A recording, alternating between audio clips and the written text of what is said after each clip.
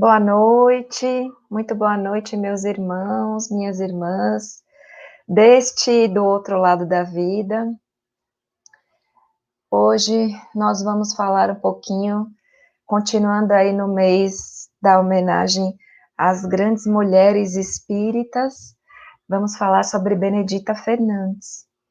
Então, antes da gente começar a conversar um pouquinho sobre essa mulher maravilhosa, vamos fazer a prece inicial. Quem quiser fechar os olhos, eu gosto de fechar os olhos para me concentrar. Vamos todos unir nossos corações e levar os nossos pensamentos ao alto, pedindo a Deus que nos ajude nesse momento, nos ampare, para que nós possamos manter os nossos pensamentos, nosso coração elevado ao alto para receber os ensinamentos que os bons espíritos prepararam para nós na noite de hoje, com a lição de vida desse espírito maravilhoso que esteve encarnado na Terra como uma missionária do bem, e que possamos assimilar o máximo possível de suas lições, colocando em prática então a mudança que precisa urgentemente se operar em nossa vida nessa época da transição planetária. Que possamos juntos, mais uma noite, aprender com os ensinamentos do nosso Mestre amado Jesus. Seja uma noite de muita paz e muito amor. Que assim seja. Meus queridos irmãos, agradeço a oportunidade de estar aqui na noite de hoje. Vamos falar um pouquinho então sobre essa mulher, Benedita Fernandes, que eu não conhecia, nunca tinha ouvido falar, e eu agradeço muito ao irmão Bridenor por essa oportunidade, porque já criei laços, boa noite, Dani, já criei laços fraternos, amorosos com ela, e eu coloquei aqui atrás, né, a imagem, duas imagens que eu achei dela, né, na internet, porque a gente fica falando e a gente ainda está na infância da humanidade, como diz Emmanuel, e na infância a gente precisa de uma coisa muito concreta, né? Eu vou até tirar aqui um pouquinho e vou aproximar um pouquinho da câmera para vocês verem a imagem da nossa mãe dita, como ela era chamada carinhosamente pelos encarnados e já no mundo espiritual. Olha só que senhora de semblante mais amoroso, carinhoso e simpático. E é assim, desse jeito que ela é vista hoje no mundo espiritual, que ela era vista no mundo dos encarnados, e aqui do outro lado a gente tem a capa do livro, do nome que ela também ficou conhecida aqui no mundo dos encarnados e que ela é conhecida no mundo espiritual como a Dama da Caridade. Essa capa aqui é de um livro da segunda edição, é o livro escrito por Antônio César Perry, que foi presidente da Federação Espírita Brasileira entre 2013 e 2014. Já tem um livro de uma edição mais nova, com uma capa belíssima, que eu imprimi, mas não deu tempo, ficou muito corrido. Então, eu vou começar a conversar um pouquinho e contar as coisas dela, eu separei uns casos. Esse livro, gente, eu recomendo para vocês lerem, é um livro curto, é um livro de casos da Mãe Dita, né? Já chamo Mãe Dita porque a gente está íntima já, e vocês vão ficar, espero que fiquem no final dessa nossa conversa. Ela é maravilhosa, ela é uma mulher esplêndida, um exemplo de vida, e ela lembra muito Chico, assim, porque ela, com todas as adversidades, ela ainda conseguia ter bom humor, simpatia, e ela desperta na gente uma comoção, assim. Então, é um livro delicioso, você lê, quando termina o livro, você faz, não acredito que acabou, quero mais. E aí, você fica procurando coisas sobre ela. E como não existe coincidência, né? Até comentei com o Bridenor, que ele me convidou para falar sobre Benedita Fernandes. A minha família é de São Paulo, meus pais são do interior de São Paulo. Depois se casaram, foram morar na capital, eu nasci na capital. Mas meus pais são do interior de São Paulo, de Matão. E qual não foi a minha surpresa ao ver que Benedita Fernandes, ela colaborava com as obras assistenciais de Matão, dessa cidadezinha do interior de São Paulo. Conheci a Carba Schutel, que ele fundou o Clarim, que era um jornal que depois se tornou muito conhecido no meio espírita, né? E ele trocavam correspondências. Enquanto ela fazia suas obras assistenciais, e Caiba Schutter também, ele noticiava muitas coisas sobre Benedita Fernandes. Então, assim, acho que nós temos uma ligação também muito bacana. Vamos começar a falar um pouquinho de Benedita Fernandes. Eu fiz um roteirinho aqui e vou contar para vocês um pouquinho da história dessa mulher maravilhosa. Ela nasceu em 1883, num vilarejo, pouquinho mais de 1.000 habitantes, também no interior de São Paulo, né? Campos Novos de Cunha. E Benedita Fernandes, ela tinha uma enfermidade psiquiátrica, né? Benedita Fernandes, ela teve uma esquizofrenia, que mais tarde a gente vai saber que, na verdade, era um processo obsessivo gravíssimo, já num estado de subjugação.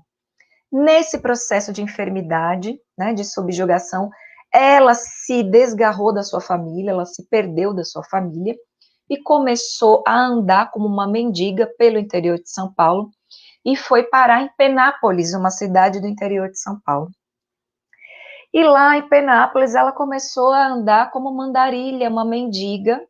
Naquela época, uma mulher negra, mendiga, louca, começou, ela mesmo assim, pela bondade das pessoas, pela caridade, ela era acolhida em algumas casas. E aí quem vem contar pra gente, né, era um carcereiro da delegacia. Essa mulher, ela foi abrigada na casa desse carcereiro. Só que quando ele era mais novo, né, e ele conta que ela andava pelos corredores da casa à noite com uma tesoura na mão, entrando no quarto das crianças. E aí o irmão dele mais velho foi falar para a mãe dele que não tinha condição. A mulher andando daquele jeito com uma tesoura na mão, doida, né, falando um monte de coisa que não tinha sentido. E naquela época não tinha hospital psiquiátrico, não tinha onde acolher essas pessoas. Então levaram ela para a delegacia. Mas na delegacia, ela ficou sendo cuidada por esse carcereiro, cuidada pelo carcereiro e por João Marquese, que na época já tinha fundado um centro espírita e identificou o processo de obsessão e subjugação em Dona Benedita, e aí começou a aplicar passes e fazer preces e cuidar de Dona Benedita, até que um dia, num desses processos dolorosos, dessas crises que ela tinha, né, de subjugação em que os espíritos vinham com muita força atormentar, ela ouviu uma voz, né, muito forte, e aí a voz disse para ela assim, eles chamam de o chamamento libertador. Benedita, se prometes consagrar-te inteiramente aos enfermos e aos pobres, sairás daqui curada. E Benedita aproveitou a chance da sua vida. Desde aquele dia, Benedita recobrou a sua consciência e de lá ela saiu curada. E a partir daquele dia, ela consagrou a sua vida à causa das crianças, dos pobres, dos desvalidos. Ela recobrou sua consciência. E ela saiu ainda com a mediunidade extremamente exacerbada, né, desaflorada, ela não sabia como lidar com aquela mediunidade. E ela foi então parar na cidade de Araçatuba, e foi lá que tudo começou, que o seu trabalho assistencial começou. Em meados de 1927, né, ela foi lá acolhida por um casal muito bondoso, que identificou, né, que Dona Benedita tinha uma missão, estava com a mediunidade aflorada. E ela se juntou a algumas mulheres lavadeiras, foi trabalhar junto com essas mulheres, e lá ela se consagrou à causa das crianças dos órfãos, né, as crianças que não tinham para onde ir. E ela, junto com essas senhoras, começaram a construir, elas mesmas, com as próprias mãos, casinhas de madeira, de palafita, para abrigar essas crianças.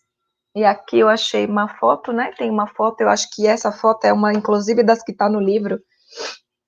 Eu não sei se vai dar para vocês verem muito bem, mas olha, casinhas assim, ó. Essa foi uma das primeiras casas que ela construiu. E depois, o trabalho dela começou a ser reconhecido pelas autoridades locais, pela prefeitura, pelo governador, inclusive. E o trabalho foi crescendo, e eu vou falar para vocês tudo que ela foi construindo. A casinha depois, ó, foi se transformando com a ajuda da prefeitura, do governo, das doações, e as casinhas foram aumentando. E aí começam, então, os labores dela.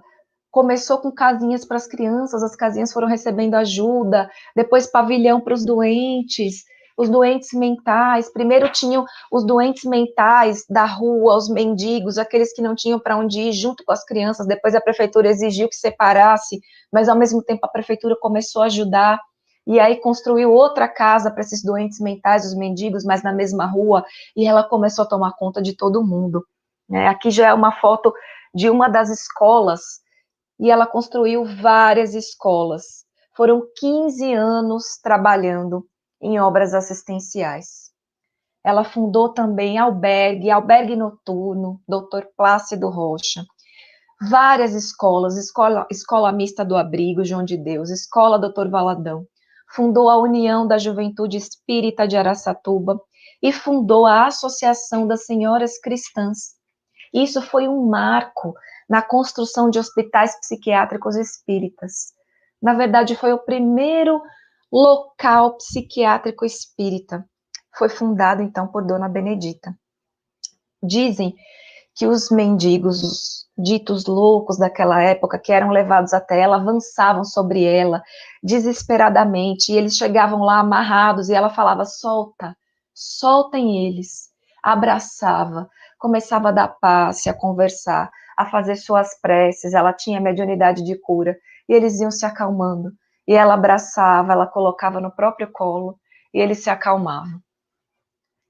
E é muito linda essa história, e a gente vai falar um pouquinho mais para frente. E, simultaneamente, nessa época, então, Carbachutel tinha o Clarim, tinha as obras assistenciais, eles começaram a se corresponder e começaram a trocar, então, os auxílios. Ela ajudava muito, né? Carbachutel, na época, também era chamado pai da pobreza.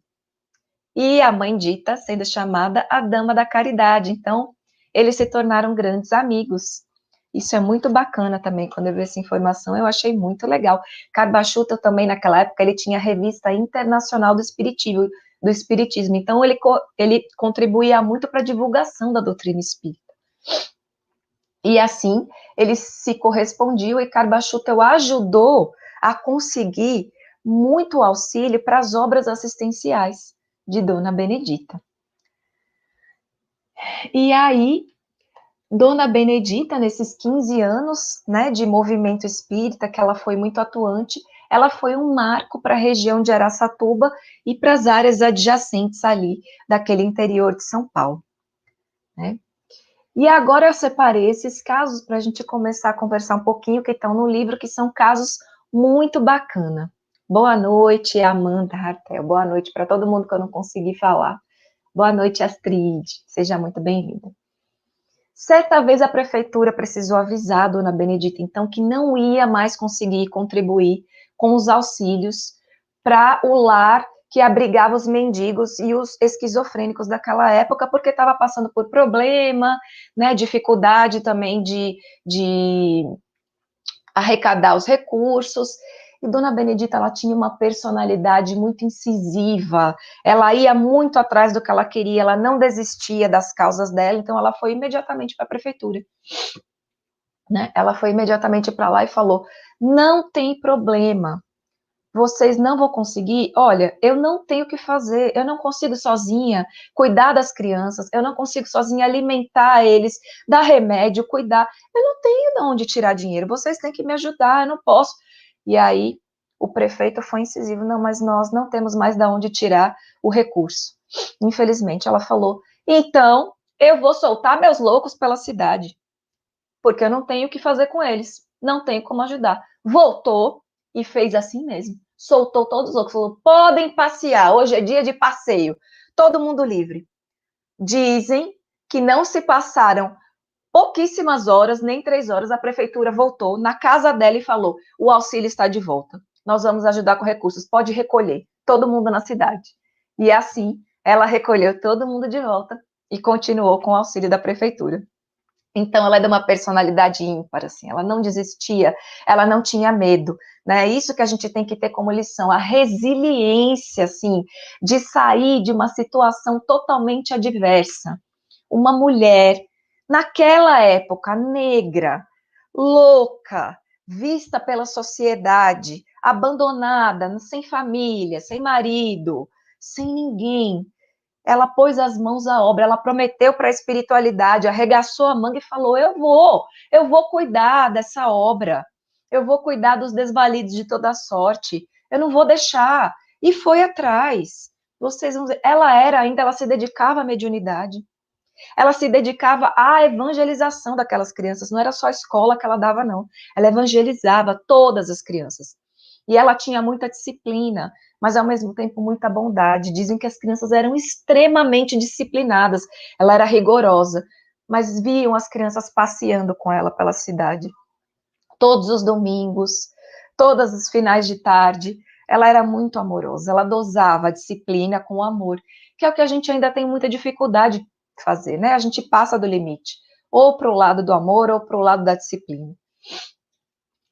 E aí, ainda merece destaque o espírito que era o maior obsessor dela, responsável pela sua subjugação, que depois tornou-se um dos seus maiores auxiliares do mundo espiritual, que lembra a gente do Máscara de Ferro com Divaldo, que passou pela mesma situação, né? Vendo a transformação de Divaldo, depois tornou-se um dos seus maiores auxiliares. Foi a mesma coisa que aconteceu. O seu obsessor, vendo a sua transformação, ele também se transformou, né? E passou a ser o seu auxiliar. Olha quantas lições. Olha que espírito, gente.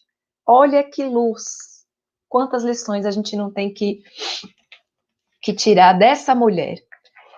Vamos lá para outra história. Essa é emocionante demais. Teve um dia que as suas crianças, né? Eram muitas crianças, eram mais de 30 crianças, numa casa que só tinha condição de abrigar 10. Naquela época, tinha um homem que chamava tripeiro, bucheiro. Era um carroceiro que ele passava com restos do açougue, que naquela época ninguém comprava. Era tripa, fígado, os moídos de dentro, que ninguém comprava. Ele botava na carrocinha e passava nas casas mais carentes. Essas pessoas compravam esses restos, as sobras. Né? Ele se chamava Richieri Pugnale. Eu vou falar o nome dele porque depois, se der tempo, eu conto uma história do mundo espiritual através de Divaldo, que ele contou para a gente de Dona Benedita. Ele chegou um dia, não tinha o que dar para essas crianças comerem. Dona Benedita não tinha, as crianças estavam com fome. E elas ficavam: Mãe Dita, a gente está com fome, o que vai ter para comer hoje? Ela falou: faz o seguinte, vão lá para o muro, fica esperando que Jesus vai trazer a comida. E as crianças foram todas para o muro esperar. E passou Richieri com a carrocinha dele com as sobras. E aí ele se comoveu, ele viu aquelas crianças no muro e falou: o que vocês estão fazendo aqui? Aí eles falaram: a gente está esperando Jesus trazer a comida. Aí ele se comoveu. Ele falou: corre lá dentro, chama a mãezinha de vocês, fala para elas que Jesus chegou com a comida. E a partir daquele dia, todos os dias, ele ficava rezando para ninguém comprar, para ter sobra, e ele doava todas as sobras para as crianças, e as crianças nunca mais ficaram sem ter o que comer. Então, é uma história muito linda essa, muito emocionante, né?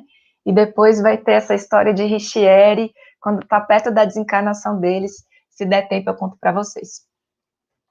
E aí tem uma outra história da personalidade de Mãe Dita. Quando ela já estava mais famosa, mais conhecida, ela gostava de visitar os centros espíritas. Quando ela ia fazer alguma visita, alguma palestra, né, nos centros espíritas, ela fazia a visita. E ela visitou um centro espírita e que tinha o dirigente, ele gostava que os médiums, para dar iniciada a reunião, os médiums tinham que receber uma certa entidade, todos os médiums tinham que receber a tal da entidade, um por um, e dar a comunicação dessa entidade, e depois que todos os médios tivessem dado a comunicação dessa entidade, é que ele dava por iniciada a reunião. E aí, quando chegou na vez de Mãe Dita se calou. E aí ele falou para ela, ele achou estranho, né? Por que, Mãe Dita, que a senhora ficou calada? Não entendi. Aí, Mãe Dita, é porque eu sou visita e ele tá me estranhando, o espírito. E aí eles acharam, né? Inclusive Antônio César Perry, que é o o autor desse livro, né, da Dama da Caridade, ele falou, a nosso ver, né, a sistemática da aludida reunião nada tem de doutrinária, portanto, a visitante estava com razão, demonstrando a autenticidade e a firmeza de opinião. E assim ela era uma mulher firme, autêntica, ela, ao mesmo tempo que era amorosa, carinhosa, o coração do tamanho do mundo, mas ela sabia o que ela estava sabendo, ela sabia o tamanho da sua missão, e ela sabia que ela precisava ser firme, né? E aí tem uma outra história que Leopoldo Machado, que era o seu conterrâneo da época também, né, um trabalhador espírita, muito atuante do movimento espírita da época, ele vai contar que ele fala dos patrões. Ela falava dos patrões. Ele chegou para ela, né, e começou a conversar com ela um dia e falou: Mãe Dita, como é que você teve dinheiro para fazer tudo isso aqui de obra assistencial? Aí ela falou: Não, meu filho, o dinheiro não é meu, não. O dinheiro é dos patrões. E apontava o céu, né? Os patrões são ricos demais, eles têm dinheiro demais. Eu sou só uma empregada. Eu faço só o que eles mandam. E eu saio. Aí ele, mas como é que você faz? Eu saio pedindo para todo mundo. Todo mundo é depositário dos patrões. A gente tem que fazer como eles mandam, é só saber pedir. Pedir, obtereis, não está lá no Evangelho?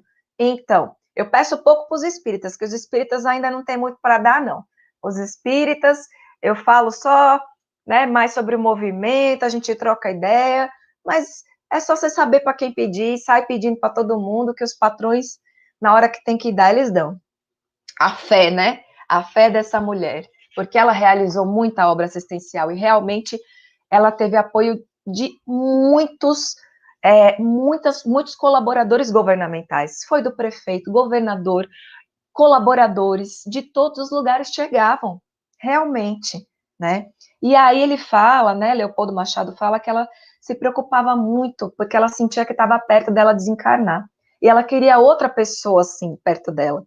E aí ele falou com ela, brincando, mas dona Dita, se é obra dos patrões, por que a senhora está preocupada com isso? A senhora não acha que um missionário assim, como a senhora, outro na cidade de Araçatuba, se não tem nem em toda a capital do Brasil, a senhora não acha que ia ser um escândalo, não? Duas manditas só em Araçatuba, e ela ria. Porque ela falou, a lógica é, meu filho, mas eu sinto que está perto de eu ir, eu precisava de outra pessoa.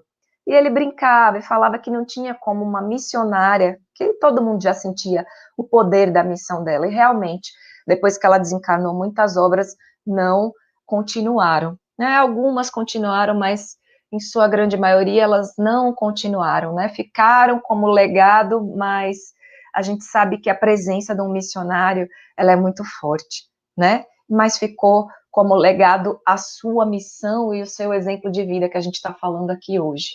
Né? Isso é o principal. E aí, Leopoldo Machado, ele publicou uma vez no Clarim um trechinho, eu achei muito bonito, e eu trouxe aqui para ler para vocês. A preta, velha e feia, e com um dentão só na boca à frente, como a chamáramos numa conferência pública em sua terra, mas que tinha a alma talvez mais branca do que as almas de toda aquela gente, nós, inclusive, que ali estava. Saiu no Clarim isso, né? Teve a história também do atendimento que ela fez na família de Antônio César Perry, eles eram todos de Araçatuba, e a bisavó dele, ela teve um estado de sono profundo, ela passou dias sem acordar, sem se mexer, a estímulo doloroso, ninguém sabia mais o que fazer, desesperado, a família não era espírita, mas se renderam à mediunidade de cura de Mãe Dita. E no dia que ela foi, ela entrou fazendo preces fervorosas, passes magnéticos, e quando ela terminou, a bisavó dele, que se chamava Dona Rosana, começou a fazer os primeiros movimentos, como se estivesse despertando do sono profundo, e levantou bruscamente. O que aconteceu? Mediunidade de cura era espantadora dela. E falando nessa mediunidade de cura, tem um pedacinho do livro, né, que fala sobre isso, e ela fala dela, de Dona Dita, ser santo é o diabo. Ela era engraçada. E ela fala, meus filhos, falando, né, com os amigos, houve um tempo que meus passes e minha água fluidificada andaram curando muita gente. Quase me canonizaram por isso. Minha santidade crescia à medida que as curas se operavam. Olha só, que lição. E eu, embora passando por santa, já não tinha mais hora livre para tratar as minhas crianças e os meus doentes, meus loucos. Acontece que os doentes, só pensando em si mesmo, sendo egoístas, não respeitavam mais o tempo das consultas, não aceitavam explicações. Acabei com a santidade, com os passes e com a água fluidificada. Vendo, meus amigos, que ser santo é o diabo. E ela acabou mesmo. Acabou com essa história. Ela não queria ser santa, não. Porque ela sabia que a missão dela era cuidar das crianças e dos desvalidos e dos doentes. Foi isso que ela prometeu para aqueles espíritos que curaram ela naquele processo de subjugação. Ela poderia muito bem ter se rendido à vaidade de ser santa, ser canonizada. Olha a envergadura moral desse espírito. Quantos de nós não iríamos nos render à vaidade de ser famoso, de ser poderoso, de trocar o sacrifício de horas de estar trabalhando no bem e de estar se sacrificando pelo outro, de estar servindo por ser famoso, pelo tapete vermelho, por ser bem tratado. Mas Mãe Dita já tinha a sensibilidade do conhecimento do verdadeiro mundo, desse mundo que não é esse aqui. Ela sabia qual era o mundo verdadeiro. E certa vez ela achou um corpo de mendigo passeando, indo de um lugar para o outro, sentiu um cheiro forte quando foi ver um corpo de mendigo jogado, em estado de putrefação já, abandonada. Ela ficou indignada, indignada. E ela foi providenciar ajuda, pedindo para poder providenciar o enterro. E ela falava, não é que o corpo é mais importante, mas nós temos que aprender a respeitar, a ter respeito, a dar dignidade. E foi a partir desse dia, ela ainda não cuidava dos mendigos. E a partir desse dia ela prometeu que nunca mais ia deixar um mendigo desassistido. E ela fez isso. Interessante. Mais uma lição. E aí tem uma história dela também que foi uma homenagem de Hilário Silva através da psicografia de Chico Xavier, chama Um Domingo de Calor. Ela se reuniu na Associação das Senhoras Espíritas que ela mesma fundou, naquela época Senhoras da Sociedade Espírita. E diz Hilário Silva, conta que ela chegou coberta com mantô de lã. Mantô era um cobertor, né? E estava um calor infernal.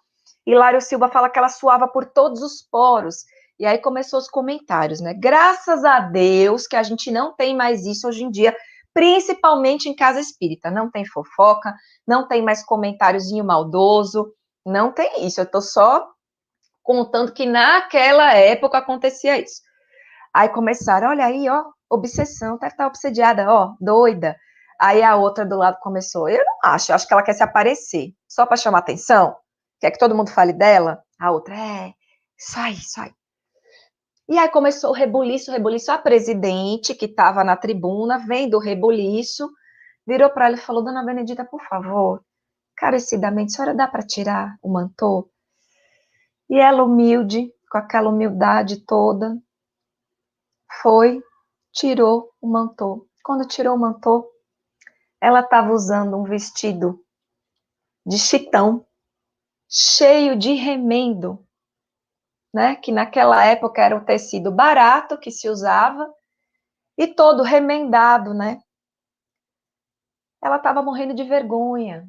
E ela botou aquele mantô por cima porque estava com vergonha perto das outras senhoras. E aí, mesmo assim, ela tirou. Então, é para ilustrar, né? Para a gente refletir mais uma vez, né? Nas nossas condutas, nesse espírito, né? Que passava por tanta coisa, por tanta diversidade e continuava ali. E aí tem muito mais coisa, né? Ela continua hoje em dia trabalhando na espiritualidade em muitas cidades, em São Paulo, na cidade de Tanabi. É ligada ao Centro Espírita Ismael, e depois Chico Xavier veio contar que ela se ligou a esse centro espírita porque ele é também ligado a trabalhos de desobsessão. né? Ela ficou com o nome também em homenagem à livraria espírita do Centro Espírita em Matão, na cidade do interior de São Paulo. Ela também prestava serviços à obra de caridade em Matão, que isso veio se descobrir depois que ela desencarnou, né? E aí também teve a história do Ricieri, que era o tripeiro, bucheiro. Ele ficou doente com câncer de pulmão. E teve um dia que ele se encontrou num evangelho no lar com o Divaldo, quando o Divaldo foi fazer uma palestra, pediram para deixar ele participar, né? E aí ele virou para Divaldo nesse evangelho e falou: Divaldo, fala a verdade, eu estou perto do fim, né? E Divaldo, meu irmão tá. Nós sabemos que o corpo físico morre, você, né, seu espírito, mas tem alguém aqui muito feliz em poder te reencontrar em breve, quer te agradecer. E começou a falar, e era a irmã Dita, que queria agradecer a ele. E ele fala: ai, não acredito, meu Deus, não acredito que o espírito de irmã Dita está aqui, eu estou muito feliz. Mas eu queria pedir uma coisa, Divaldo. Eu queria só mais um tempinho, não é por nada não, sabe por que que é? Porque eu queria terminar as obras de esgoto lá do Lar dos Meninos, porque fui eu que comecei. É só isso, Divaldo, eu queria não sentir dor, ele tinha muita dor no peito, câncer de pulmão. Aí Divaldo fica pensativo, o pedido fica no ar, e aí Divaldo fala: meu filho, mãe Dita tá aqui, dizendo que você pode ir terminar sua obra. E até lá você não vai sentir dor nenhuma no peito. Quando for sua hora, você vai saber, você vai sentir uma dor no peito. E assim ele foi. Em 11 meses, ele terminou a obra sem sentir nada. E aí, quando foi o momento, ele sentiu a dor no peito, desencarnou. E lá estava, no mundo espiritual, para recebê-lo, irmã Mãe Dita. E falou: meu filho, até que enfim eu posso te agradecer. Eu soube depois que todos os dias você rezava para ninguém comprar aquelas sobras, para as crianças terem o que comer. E é muito bonito isso, né? Ela estava lá para receber Ricieri, agradecida, e ela continua assim no mundo espiritual, ajudando muita gente. Teve uma vez que Divaldo foi dar uma palestra em Araçatuba e desencontrou, o voo dele ia chegar no final da tarde e foi de manhã, e naquela época não tinha WhatsApp, não tinha e-mail, não tinha nada disso. E aí Divaldo chegou, não tinha ninguém esperando ele no aeroporto, e aí ele falou: ah, meu Deus, eu vou fazer como agora? Parou e começou a fazer uma prece para os benfeitores dele. E aí, os benfeitores, Divaldo, trouxemos aqui quem pode te ajudar. E era a irmã Dita, mãe Dita, do mundo espiritual. E ela falou: Divaldo, eu vou te guiar até o centro onde vai acontecer a palestra. Pode ficar tranquilo. Se apresentou e foi contando a história dela para Divaldo, até ele chegar lá. E assim eles se tornaram amigos. E Divaldo tem várias psicografias dela, que está no final desse livro também. A Dama, acertei, a Dama da Caridade, no final do livro tem muitas psicografias dela, através da mediunidade de Divaldo. E aí, para a gente terminar, já está se aproximando do fim, eu queria ler um trechinho de um texto de Irmão X em Cartas e Crônicas, nosso Irmão X, através da mediunidade de Chico, não é da Mãe Dita, mas é para a gente refletir com a vida da Mãe Dita, né, da Benedita Fernandes. O texto se chama Serviço e Tempo. Nesse texto, né, nesse texto Serviço e Tempo, é a história da irmã Juversina Trajano. Juversina Trajano é uma senhora de uns 60 e poucos anos de idade. Ela falava muito da sua condição de missionária, ela lembrava de antes da sua reencarnação que ela havia prometido receber, né, por volta de 80 crianças, e ela lembrava do seu benfeitor, irmão Ambrósio, falando que ela ia receber por volta de 80 crianças na Terra, e ele ia ajudar ela nessa obra assistencial, e realmente assim ela fez, ela reencarnou, e por volta de 32 anos de idade, ela construiu, né, um local para receber essas crianças, e ela conseguiu ajuda, a ajuda financeira começou a chegar de todos os lados, de todas as partes. Para ela construiu um local simples, que não tinha muito conforto, mas era limpo, era um local que tinha condição de receber essas crianças, mas a dona Juversina Trajano começou a não ficar satisfeita. Ai, agora não tá bom, eu quero reformar lá fora. Agora não tá bom, eu quero ampliar. Agora eu quero comprar mais terreno. E eu quero mudar o piso. E eu quero mudar o banheiro. E eu quero fazer um jardim. E eu quero um pomar novo. Agora eu vou atrás de novas sementeiras. E assim passaram-se quase 30 anos, né? E um belo dia ela estava lá numa reunião mediúnica, quando realmente chega, ela reconhece até a voz, né? O irmão Ambrósio. E aí, o irmão Ambrósio começa a dar uma comunicação em tom de advertência, e ela se sente incomodada, e ela vai falar: irmão Ambrósio, não estarei sendo leal a mim mesma? O irmão admite que eu me mantenho fiel às obrigações que abracei? Ele fala: sim, minha irmã, você tem sido exata no programa traçado, tem trabalhado e sofrido pela obra, mas não se esqueça do tempo. As horas são empréstimos preciosos. E acrescentou sob espanto geral: olha só, 30 espíritos necessitados de recondução e assistência dos 80 que você se comprometeu a socorrer e reeducar são agora delinquentes de novo. 2 são obsidiados perigosos na vida pública. 6 estão fichados por doentes mentais em penitenciárias. E o restante 22, os restantes 22 se encontram internados em diversas cadeias. Então, gente, é isso que eu queria falar para vocês da lição que Dona Benedita Fernandes deixa para a gente. Nós vamos esperar o quê? O que essa mulher tinha? O que ela tinha? Ela estava presa, sozinha, subjugada. E olha tudo que ela fez. O que ela esperou? Se Deus nos presenteou com a luz, com a vida em primeiro lugar, com a vida, com a inteligência e com a luz e a claridade da doutrina espírita, nós vamos esperar mais o quê? O que é que nós vamos esperar? Transição planetária está aí. Chegou, gente, a olhos nus, a olhos vistos. Ela começou faz tempo, mas agora está a olhos vistos, né? Esse exemplo, então, dessa dama da caridade. Vamos aprender, então, não é à toa que essa história chegou aos nossos ouvidos também hoje. Né? A maior caridade que ela fez foi o exemplo de vida que ela nos deixou. Essa é a maior caridade. Hoje, quando eu estava conversando com ela, eu estava falando isso. Agradecendo essa história.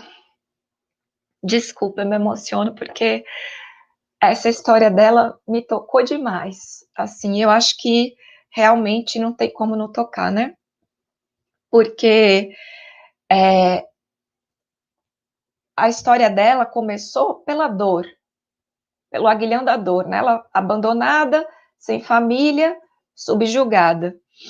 E a história dela ilustra muito a questão 459 do Livro dos Espíritos, quando Allan Kardec pergunta se os espíritos nos influenciam, se são capazes de nos influenciar, e que os espíritos respondem que, de ordinário, eles nos dirigem. Então, mais do que nunca nessa transição planetária, orai e vigiai. Sempre, gente, sempre, porque o intercâmbio é contínuo, não para. E o único responsável por isso somos nós, com nossos pensamentos, né? Então, o processo obsessivo a que ela esteve submetida, ele funcionou como uma tempestade que antecede o dia claro, assim como essa transição planetária que está antecedendo o novo mundo, mas isso vai depender de nós. E nós temos tantos exemplos, né, para nos espelharmos, né? Um ar puro que antecedeu a frutificação, ela floresceu e frutificou. Vamos dar os nossos frutos, porque vamos, né, multiplicar os nossos talentos, que nós vamos responder por isso quando voltarmos ao mundo espiritual. Que fizeste do talento que eu vos dei? Que fizeste da doutrina espírita, dos exemplos, das histórias, né? De intermediária dos seres atormentados que ela foi, ela passou a ser a medianeira do bem, a dama da caridade. Era isso que eu tinha, então, hoje para contar para vocês. Tem muito mais histórias que dava para contar dela, tem muito mais coisa, mas eu vou deixar vocês com gostinho de quero mais. O livro tem no Kindle da Amazon, mas tem o livro físico para comprar. E comprando sempre vocês vão ajudar a obra lá de Araçatuba. E eu espero que todos vocês possam ter mais contato com ela e com tantos outros exemplos que a gente tem até o final do mês aí também para falar de tantas mulheres maravilhosas dentro da nossa doutrina espírita. E eu vou encerrar então pedindo que vocês elevem os pensamentos e os corações ao mais alto para a gente fazer a nossa prece final de agradecimento então. Agradecendo a Deus, nosso Pai, Todo-Poderoso, todo bondade, amor, justiça e caridade. Que possamos todos, nesse momento, agradecer a tanto que o Senhor nos dá, a tanta luz, a tanto amor, tanta bondade, tantos exemplos, pedindo, Senhor, que nos ajude, nos dando aquilo que o Senhor jamais nos nega, que é a coragem, a paciência, a resignação, para que possamos prosseguir nas nossas jornadas, no caminho que nós planejamos com tanto amor dos nossos benfeitores espirituais. E possamos prosseguir, então, na nossa luta, auxiliando aqueles que estão ao nosso redor, pedindo auxílio para nós mesmos, para que possamos vencer a nossa jornada, a nossa transição que tanto pedimos para reencarnar neste momento, Senhor. Agradecemos essa oportunidade também.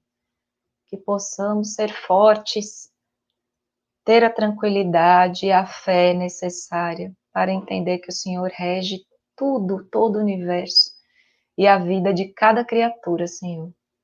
Com essa prece, pedimos a permissão para encerrarmos mais o trabalho dessa noite de hoje, que possam todos os que estão aqui ouvindo estarem em seus lares com todo o amor de Jesus Cristo em seus corações. Que assim seja. Um grande abraço para cada um de vocês, que tenham Jesus Cristo em seus lares, em seus corações. Fiquem todos com Ele. Uma boa noite a todos. Fiquem com Deus. Que assim seja.